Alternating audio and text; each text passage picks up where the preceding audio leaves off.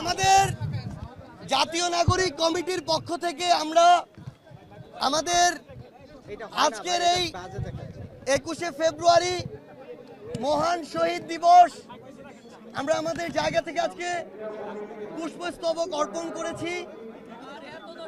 আমরা আমাদের জায়গা থেকে মনে করি সেই 1952 সাল যখন আমাদের পূর্বসূরীরা রাজপথে ভাষার দাবিতে নেমেছিল, তাদেরকেও বাধা দেওয়া হয়েছিল, প্রতিরোধ করা হয়েছিল, 144 ধারা জারি করা হয়েছিল।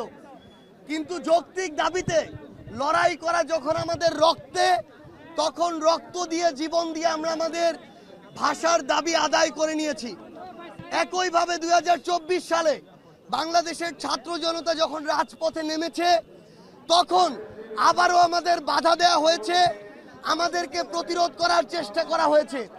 কিন্তু যৌক্তিক দাবিতে আমাদের গর্বিত উত্তরসূরিদের মতো আমরা আবারও রক্ত দিয়েছি, জীবন দিয়েছি।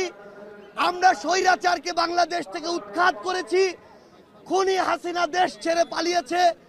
আমরা আমাদের যৌক্তিক দাবি আদায় করে নিয়েছি।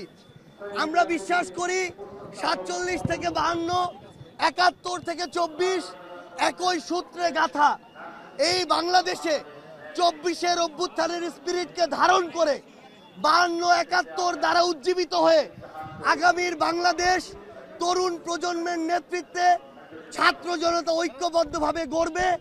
এটাই হচ্ছে আজকে আমাদের শপথ। সবাইকে অসংখ্য ধন্যবাদ।